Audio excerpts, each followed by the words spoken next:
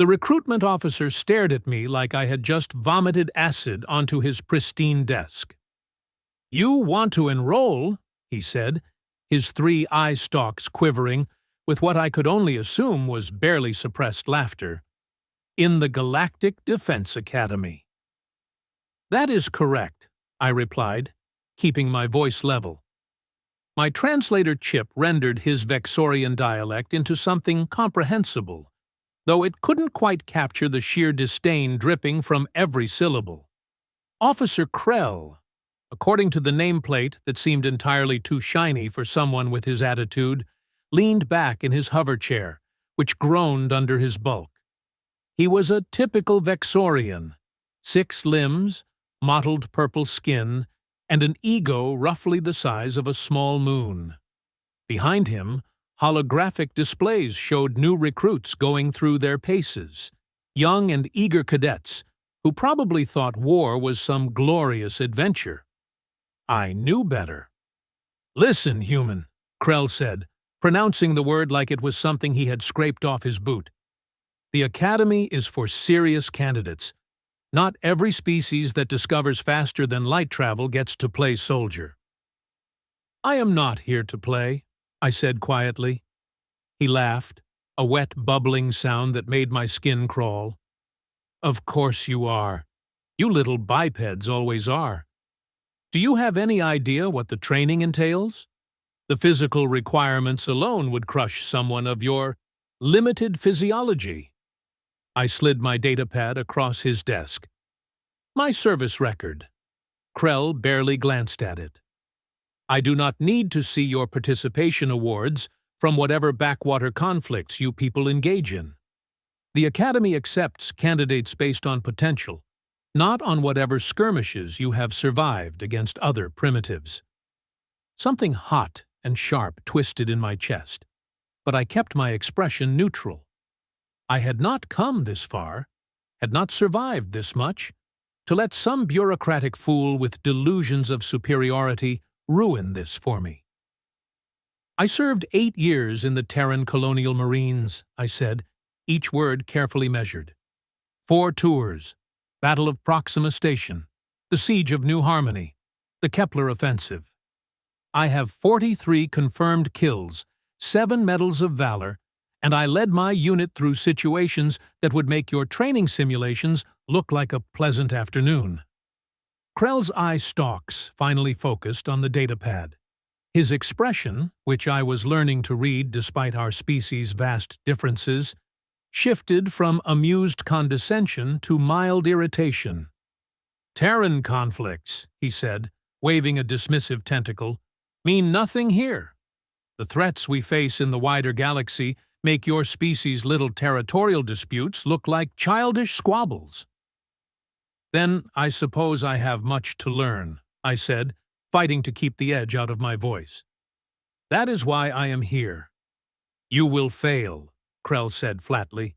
"Human physiology is not suited for modern warfare. You are too fragile, too slow, too limited. You lack the neural capacity for proper tactical integration. Your sensory range is pathetically narrow, and your combat endurance is laughable by galactic standards." I met his gaze, all 3 of them, and did not blink. "Then you should have nothing to worry about when I prove you wrong." Something flickered across his face. Surprise? Respect? Hard to tell. After a long moment, he jabbed a tentacle at a holographic form that materialized in front of me. "Fill this out. Report to intake processing at dawn cycle. Bring nothing except what is on the approved list. You will be assigned quarters, equipment, and a training cohort. You will address all instructors as Sir or Madam, regardless of their rank. You will follow every regulation, every protocol, every order without question or hesitation.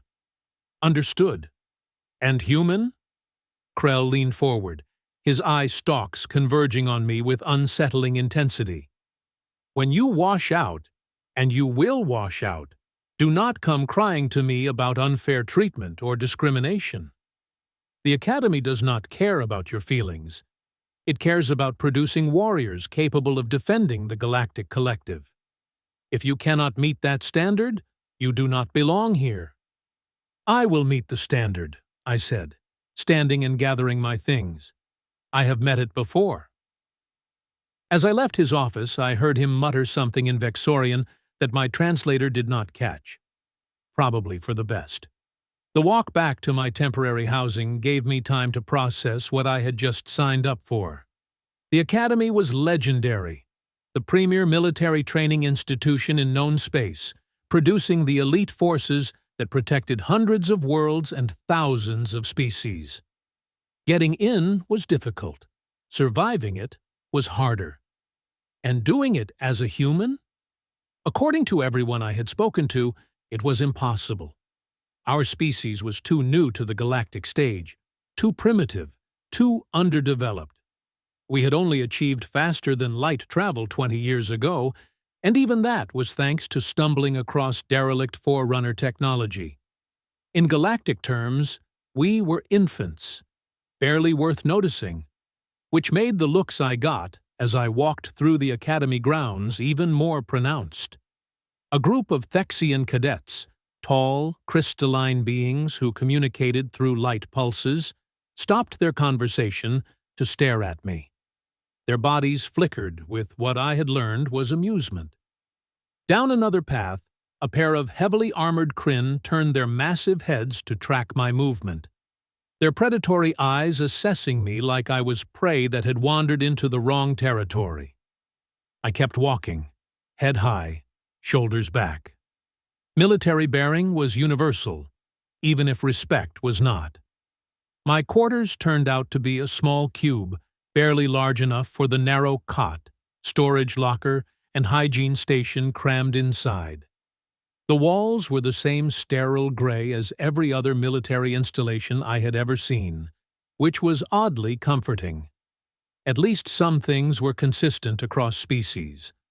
I unpacked my few belongings, uniforms, personal hygiene items, a small, holographic frame displaying a photo I tried very hard not to look at too often.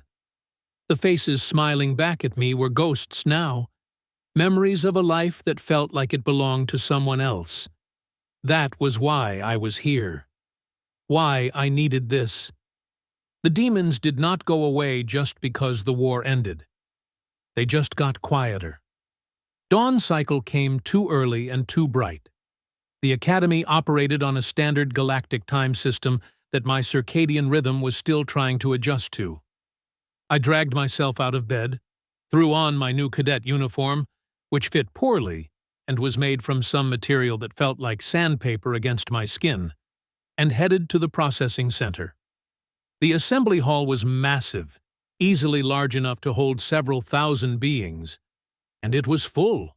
Cadets from dozens of species clustered in groups, chattering in languages my translator struggled to keep up with. The noise was overwhelming, a cacophony of sounds that ranged from melodic to harsh to downright painful. I found a spot near the back and waited. A figure materialized on the stage, literally materialized, phasing into existence like something from a bad science fiction holovid. She was Fozari, a species I had only encountered in briefings. Tall, ethereal, with skin that seemed to be made of flowing liquid light. Her presence commanded immediate silence. "I am Commandant Vera," she said, her voice carrying effortlessly through the hall without any apparent amplification. "You are here because you believe you have what it takes to become defenders of the Galactic Collective. You are wrong." That got everyone's attention. "Most of you will fail," Vera continued, her luminous eyes scanning the crowd. "You will fail because you are not strong enough, not smart enough, not dedicated enough. You will fail because when the pressure becomes too great, you will break. You will fail because you will realize that the cost of this path is more than you are willing to pay." She paused, letting her words sink in. "Those of you who do not fail will be forged into something greater than yourselves." You will become the thin line between civilization and chaos. You will face horrors that most beings cannot imagine. And you will do so willingly, because that is what duty demands. I felt something stir in my chest. Recognition, maybe, or remembrance. You will be sorted into training cohorts of 20 cadets each, Vera said. These will be your squad mates, your competition, and your family for the duration of your time here. Their success or failure will affect your own. Learn to work together, or wash out together. Holographic displays flickered to life throughout the hall, showing cohort assignments. I scanned quickly, finding my name listed under cohort 47. I committed the other names to memory. Threx, Yuna, Brace, Quillin, among others I could not pronounce yet. Report to your assigned instructors immediately, Vera commanded. Training begins now. The hall erupted into controlled chaos as cadets moved toward their designated areas. I followed the holographic markers to Training Ground 47, where a knot of beings was already gathering. They were an eclectic mix. The tallest stood nearly 3 meters, a heavily scaled Drekthor, whose species was famous for their berserker warriors. The smallest barely reached my waist, some kind of insectoid whose name I had not learned yet. The rest fell somewhere in between, a rainbow of shapes, sizes, and evolutionary paths, and all of them stopped talking when they saw me. "A human?" one of them said, a sleek, feline-looking creature with silver fur and way too many teeth. "They let a human into the academy?" "Apparently standards have dropped," another muttered, this one covered in chitinous plates that clicked when he moved. I ignored them, taking my place in the formation. Rule number 1 of being the outsider: never let them see you react.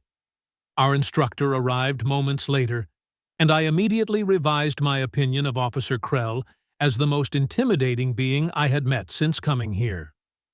Sergeant Vorn was a Kryn, one of the apex predator species, standing well over 2.5 meters of pure muscle, claws, and barely restrained violence. His species had evolved on a death world where everything was trying to kill everything else, and it showed.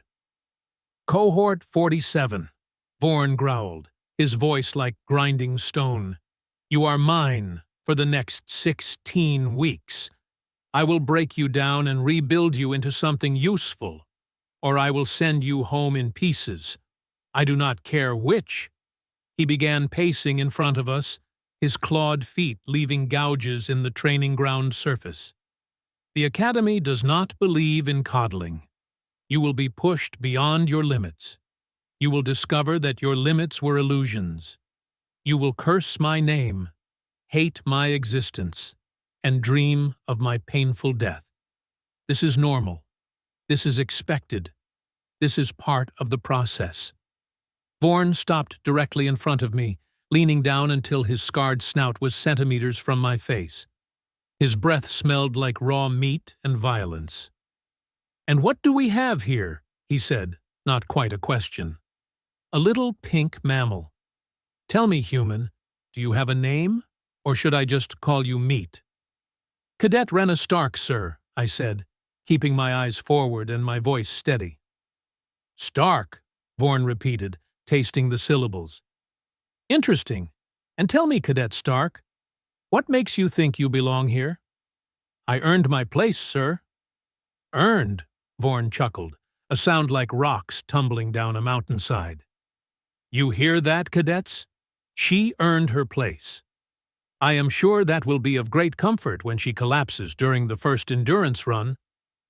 Laughter rippled through the cohort. I kept my expression neutral. "We shall see," Vorn said, straightening up. "Physical assessment begins in 10 minutes. Full combat gear. Anyone who finishes in the bottom quartile runs it again. Anyone who cannot complete it at all is removed from the program immediately. Questions?" Silence. "Good. Gear up. Move." The locker room was a testament to the galaxy's biological diversity. Equipment racks held armor and gear designed for species ranging from aquatic to gaseous, from those who breathed oxygen to those who required sulfur compounds. Finding gear that fit my comparatively average humanoid frame was surprisingly easy. The armor itself was impressive. Adaptive nanomesh that could adjust to different environments, integrated heads-up display, climate control, and enough built-in technology to make my old colonial marine gear look like children's toys. It was also heavy as hell, easily adding 20 kilos to my frame. I was still adjusting the chest plate when the feline cadet from earlier sauntered over. Up close, I could see that her fur had a metallic sheen, and her eyes were a disturbing shade of gold. "You should quit now," she said casually, examining her claws. "Save yourself the embarrassment." "Thanks for the advice," I replied, not looking up from the armor clasps. "I am serious. Humans are not meant for this. You are going to get hurt, or worse, you are going to get one of us hurt, trying to compensate for your weakness." I finally looked at her. "What is your name, cadet?" She blinked, surprised. "Scylla." "Well, Scylla, I appreciate your concern, but I did not come here to quit. I came here to become the best. If you have a problem with that, take it up with the Commandant." Something flickered in her eyes. Respect? Anger? Hard to tell. "Your funeral," she said, turning away. But I caught the hint of a smile on her face. The endurance course was designed to test every physical capability imaginable. It started with a 10-kilometer run across varied terrain, sand, mud, water, and several sections that seemed to defy gravity. Then came obstacle courses that required climbing, crawling, jumping, and what I could only describe as controlled falling. After that, strength tests, agility challenges, and finally a combat simulation that pitted us against holographic enemies while wearing full gear. It was brutal. Halfway through the run, my lungs were burning. 3/4 through, my legs were screaming. By the time I hit the obstacles, every muscle in my body was staging a rebellion. But I did not stop. I had run further, fought longer, survived worse. Pain was just information. Exhaustion was just a state of mind. I could push through. Around me, other cadets were pulling ahead or falling behind. The Drakthor, whose name I learned was Threx, moved like a mountain given motion, slow but utterly unstoppable. Scylla flowed through the course with liquid grace, her species' natural agility making the obstacles look trivial. Others struggled, their various physiologies working for or against them depending on the challenge. I fell somewhere in the middle of the pack, which was better than I had feared, but not as good as I had hoped. The combat simulation was where things got interesting. Holographic enemies materialized with disturbing realism, their weapons firing stun rounds that felt real enough to make my point. The scenario was simple. Defend a position against overwhelming odds while protecting a simulated civilian. I took cover behind a barrier, assessing the situation. 12 enemies, multiple approach vectors, limited ammunition. Standard stuff. Except my cohort members were panicking. "They are flanking!" someone shouted. "Too many targets!" another yelled. I tuned them out, focusing on the problem. Prioritize threats, maximize cover, control the engagement angles. "Scylla!" I barked. "High ground, left side, suppressing fire." She hesitated for half a second, then moved. Her natural climbing ability got her into position quickly. "Threx! Center mass! You are our anchor!" The massive Drakthor grunted, but held position, his thick hide absorbing hits that would have dropped lighter cadets. "Everyone else, staggered positions, overlapping fields of fire. Move!" For a moment, nobody responded. Then, slowly, they began following my directions. We lost the simulation. Too much initial chaos, too little coordination. But we held out longer than we should have, and that got Sergeant Vaughn's attention. "Interesting," he said, examining the performance data on his datapad. "Very interesting. It seems our little human has some command experience." I said nothing, standing at attention despite every muscle screaming for rest. "Or perhaps," Vaughan continued, circling around me like a predator sizing up prey, "she simply has a big mouth and likes giving orders. We shall see which it is." He addressed the entire cohort. Performance was pathetic. Half of you would be dead in a real engagement. The other half would wish they were. "Stark! Sir, you seem to think you can lead. Tomorrow, you will have that opportunity. You are now Cohort 47's acting squad leader. If they fail, you fail. If they succeed, you succeed. Let us see how much of a team player you really are." My stomach dropped, but I kept my voice steady. "Yes, sir." As the cohort dispersed toward the showers and mess hall, I caught Sila's eye. She was smirking. "Congratulations," she said. "You just made yourself the most hated person in the unit." "Story of my life," I muttered. She laughed, and I realized it was the first genuinely friendly sound I had heard since arriving at the academy. Maybe, just maybe, this would not be completely terrible. The first week as squad leader taught me that getting shot at by enemy combatants was significantly less stressful than managing 19 egos from across the galaxy. "You cannot be serious," Quillen hissed at me during our third day of tactical exercises. He was a Serath, serpentine, and covered in iridescent scales that shifted colors with his mood. Right now, they were a deep, angry red. "You want me, a reconnaissance specialist, to take point position? I want you in a position where your thermal sensing gives us advance warning," I corrected, pulling up the tactical map on my wrist display. "Your species can detect heat signatures through solid barriers. That makes you our early warning system, not our scout." "That is not how we operate," Quillen insisted. "That is not how you operated," I said firmly. "Now you operate as a cohesive unit, which means using everyone's abilities strategically instead of just throwing bodies at problems." He made a sound like steam escaping a valve, but he moved to his assigned position. Small victories.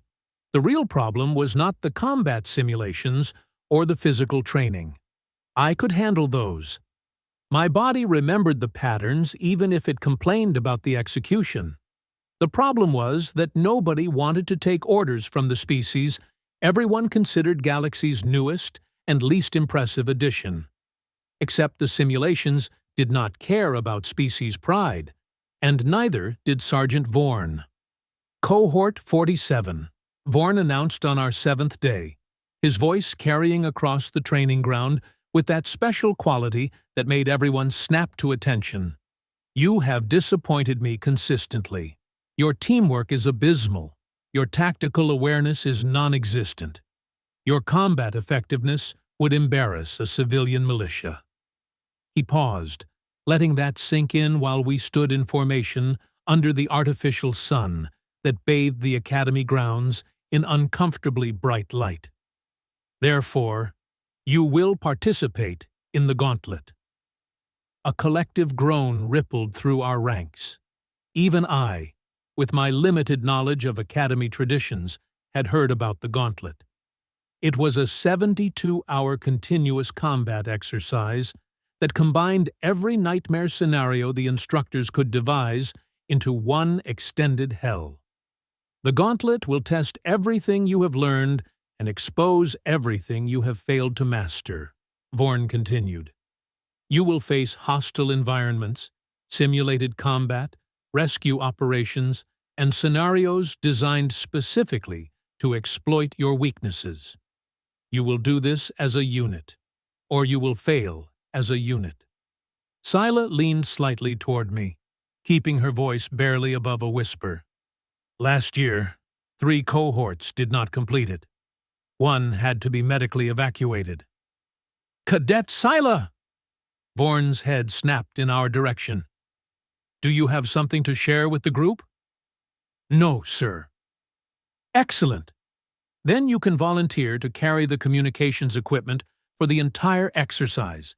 Extra 20 kilos should help you focus. Scylla's ears flattened against her skull, but she did not protest. You deploy at sunset, Vorn said. Stark, my office, now.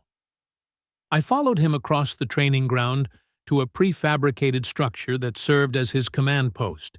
Inside, holographic displays showed real-time data from dozens of training exercises happening simultaneously across the Academy's vast grounds. Sit, Vorn ordered, gesturing to a chair that was definitely not designed for human proportions. I perched on the edge awkwardly. I have been reviewing your file, he said, pulling up my service record on his display. 8 years, 4 tours, multiple commendations. Battle of Proxima Station, where you held a breach point for 17 hours with half your unit dead or wounded. 16 hours and 42 minutes, sir, I said quietly. But who is counting? His eyes, amber and unsettling, fixed on me. You are the only human currently enrolled in the Academy. Did you know that? I suspected, sir. Do you know why that is? Because most humans are smarter than I am, sir. Vorn's mouth split into something that might have been a smile on a less terrifying face. Because most humans lack the particular brand of stubbornness required to endure what we do to cadets here. Your species is soft, Stark. Physically weak compared to most galactic standards. Your reaction times are mediocre, your sensory range is limited, your natural armor is non-existent. Yes, sir. I had heard this speech in various forms from at least a dozen people since arriving. And yet, Vorn continued, you have not quit. You have not complained. You have not made excuses. You simply adapt and continue forward. Why? The question caught me off guard. Permission to speak freely, sir. Granted. Because I have nothing to go back to, I said, the words coming out more honestly than I intended. My unit was disbanded after the war. My family is gone. My home world feels like a museum of a life that does not fit anymore. This, what we do here, is the only thing that makes sense to me anymore. Vorn studied me for a long moment. You are running from something. No, sir. I am running towards something. There is a difference. Is there? He turned back to his displays. The gauntlet will break you, Stark. Not because you lack skill or determination, but because your body has limits that other species do not share. When your cohort needs you most, your biology will betray you. Then I will find a way to work around it, sir. Or you will get yourself killed and take others with you. He waved a clawed hand toward the door. Dismissed. Prepare your team. I stood, saluted, and left before he could see the doubt creeping into my expression. Sunset came too quickly and brought with it the kind of nervous energy that preceded every major operation I had ever participated in. The cohort assembled at the deployment zone, checking gear and trying not to think too hard about the next 3 days. Listen up, I called out, pulling them into a tight circle. I know most of you think I am unqualified to lead this unit. You might be right. But for the next 72 hours, I am what you have got. So we are going to make this work. How inspiring, muttered Brace, a stocky Vorlian whose species resembled ambulatory boulders. Our fearless leader admits she is incompetent. I did not say incompetent, I corrected. I said, "You think I am unqualified.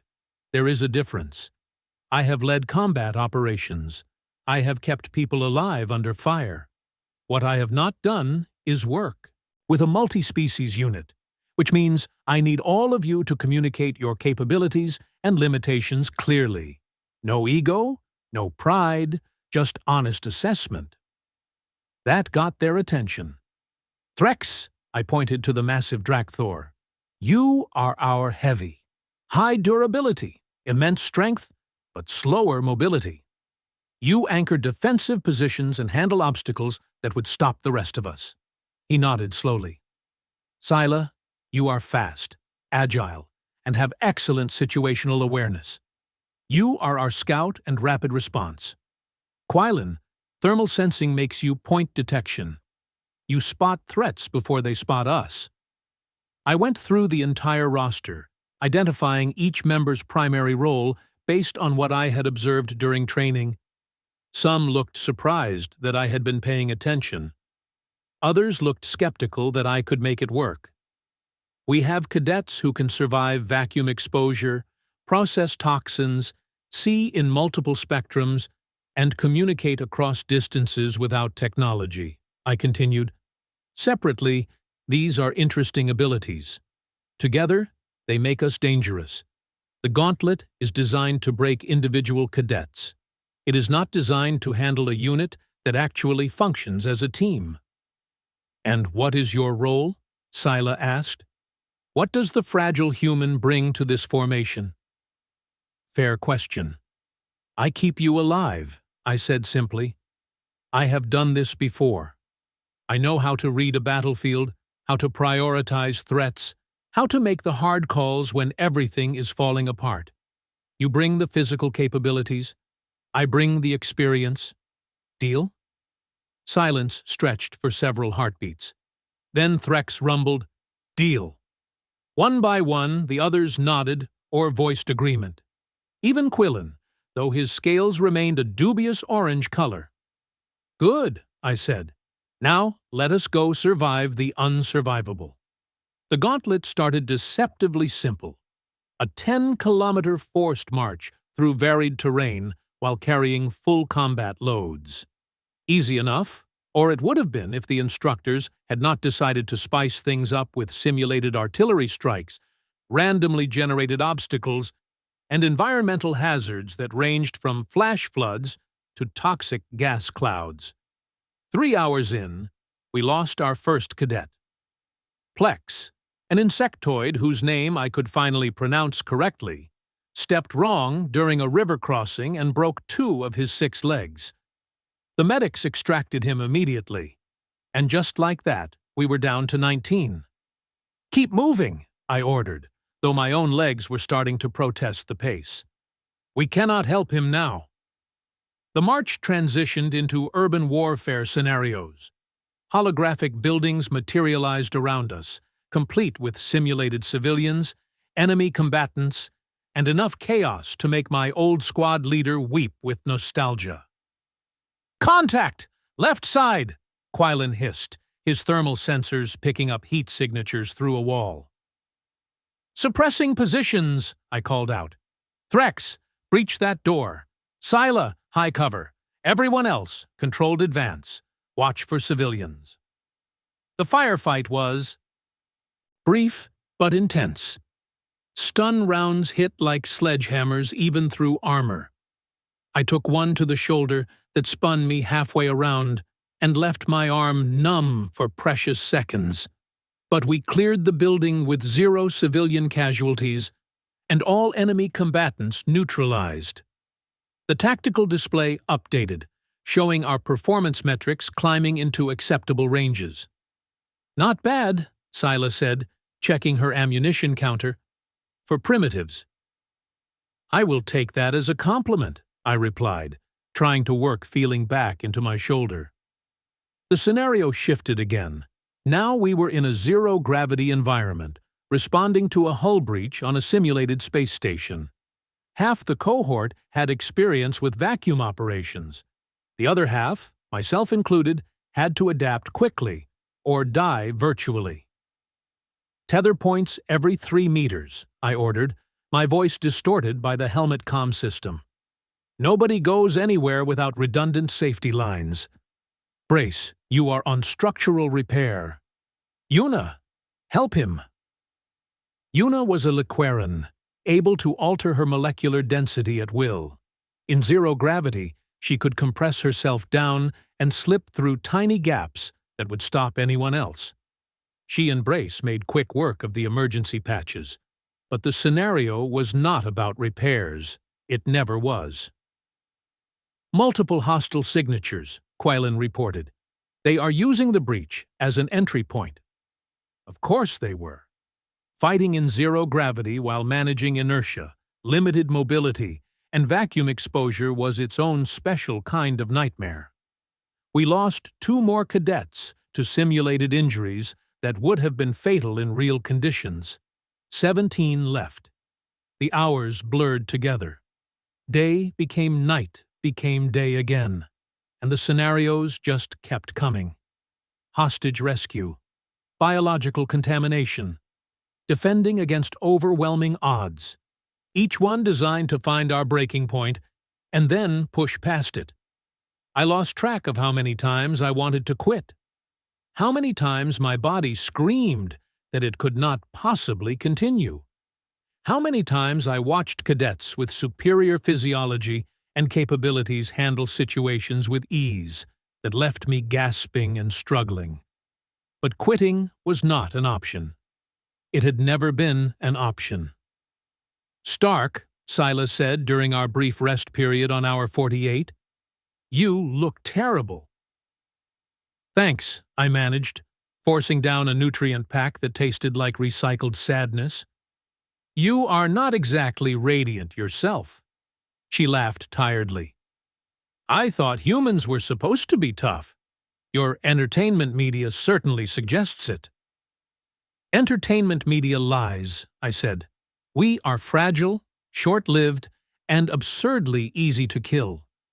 What we are good at is being too stubborn to acknowledge when we should stop." "Clearly," she paused. "Why did you really come here? And do not give me that line about having nothing to go back to. Nobody subjects themselves to this level of punishment without a better reason." I was quiet for a long moment, watching the rest of the cohort in various states of exhausted recovery. Finally, I said, "I lost my entire unit in the last battle of the war. 23 people I had trained with, fought alongside, considered family. We walked into an ambush that intelligence swore was not there. I was the only survivor." Sila's ears drooped. "I am sorry." I kept asking myself why I lived when they did not. What made me special or different or worthy of survival? I never found an answer. I crushed the empty nutrient pack. So I decided if I was going to keep living, it better mean something. Being here, learning from the best military minds in the galaxy, becoming someone who could actually make a difference in future conflicts, that means something. Or it just means you have a death wish and are too proud to admit it. That too, I acknowledged. The final 24 hours of the Gauntlet were designed to completely shatter whatever remained of our cohesion and willpower. Sleep deprivation, constant combat, scenarios that had no good solutions, only bad ones and worse ones. We were down to 15 cadets when the final scenario activated. Extraction mission, the tactical display informed us. Hostile territory, civilians in danger, limited time, overwhelming enemy force. You will fail. "Excuse me?" I said to the empty air. "This scenario is unwinnable," the display continued cheerfully. "It exists solely to teach you how to make impossible choices. Good luck." Fantastic. I pulled up the mission parameters. 6 civilians trapped in a fortified position, at least 40 enemy combatants between us and them, and a hard extraction deadline of 30 minutes. Oh, and our communications were jammed, our heavy weapons were malfunctioning, and we had multiple wounded. "This is ridiculous," Brace growled. "Nobody could complete this." Then we will be the first, I said, my mind already racing through options. Quillen, heat signature analysis. Where are their heaviest concentrations? Main entrance and western approach, he reported. Eastern side is lighter, but it is exposed with no cover. Threx, can you make us cover? The big Drakthor studied the terrain, then nodded slowly. There are structural elements I can reposition. It will be loud. Loud is fine. Loud is a distraction. I pointed to the map. Threx creates cover on the eastern approach while making as much noise as possible. That pulls their attention. The rest of us hit the western side fast and hard while they are repositioning. Scylla, you are on speed rescue. Get in. Get the civilians. Get out. Everyone else provides suppressing fire and creates an exit corridor. That is insane, someone said. That is the point, I replied. They expect us to fail, which means they expect conventional tactics. We give them chaos instead.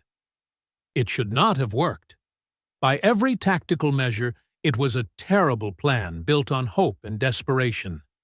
But sometimes, hope and desperation are enough. Threx tore apart the eastern fortifications like they were made of paper, creating a noise that echoed across the entire training ground. The enemy AI, programmed to respond to threats, shifted forces to counter what appeared to be our main assault. We hit the western side like a hammer. Scylla moved so fast she was barely visible, a silver blur that reached the civilians and began herding them toward the extraction point. The rest of us laid down suppressing fire that was more about volume than accuracy, keeping enemy heads down while our people moved. We lost 3 more cadets in the extraction. Simulated kills, but they still had to stop fighting and watch from the sidelines as the rest of us struggled forward. But we got the civilians out. All 6 of them. As the scenario ended and the holographic environment dissolved, we collapsed where we stood. 12 cadets left out of 20. Exhausted, battered, but alive. Sergeant Vorn materialized on the training ground, studying his datapad with an expression I could not read. Cohort 47, he said finally, you have completed the Gauntlet. Your performance was adequate. Coming from Vorn, that was practically a glowing review. You lost 8 members, which is higher than I prefer, but lower than I expected given your squad composition. Your tactical flexibility improved significantly under pressure. Your ability to adapt to your leader's unorthodox strategies was interesting.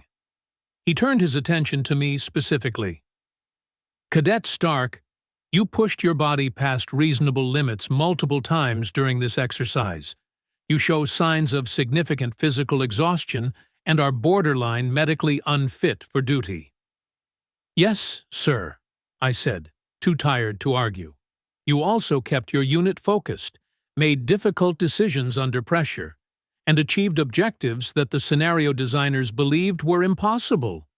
Your ability to maximize your team's diverse capabilities while minimizing your own physical limitations shows promise. Was that praise? I honestly could not tell. All of you, medical evaluation immediately, then 72 hours recovery leave. After that, we begin advanced tactical training. Vorn's expression might have softened slightly, though it was hard to tell on a face designed by evolution to terrify prey species. You have proven you can survive basic training. Now we find out if you can become actual warriors. As we limped toward the medical facility, Scylla fell into step beside me. You know, she said, when you first arrived, I thought you would wash out in a week. I may have been wrong. May have been? I am not ready to fully admit it yet. Give me time. I laughed, which hurt more than it should have. Fair enough.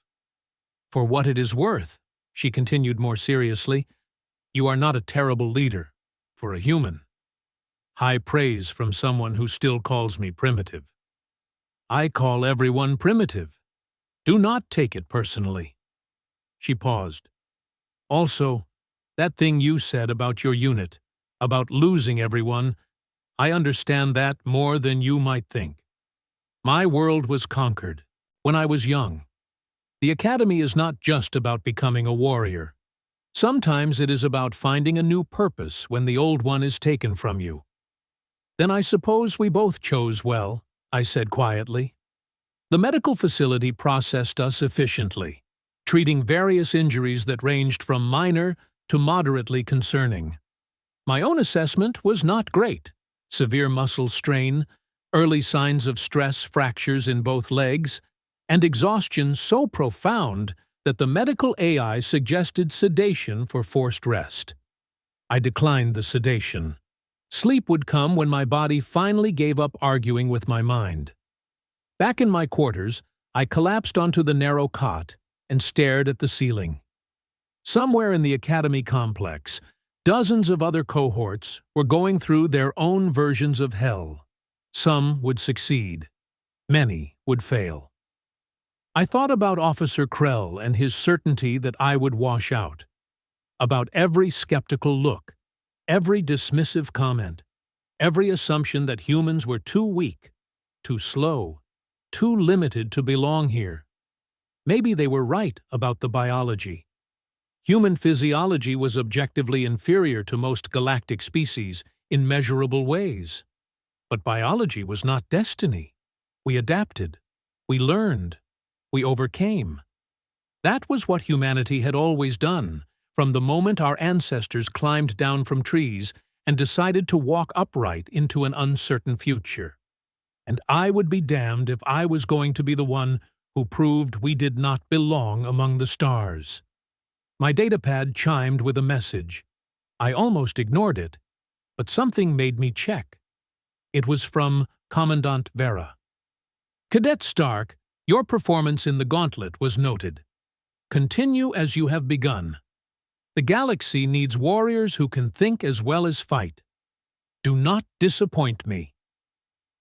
I read it 3 times before I allowed myself to believe it was real. Then I closed my eyes and let exhaustion finally claim me. Outside my window, the academy continued its endless cycle of breaking and remaking those who dared to defend the collective. Somewhere in that chaos, I had found something I thought I had lost with my unit.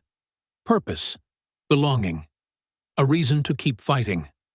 And maybe, just maybe, proof that humanity belonged here after all.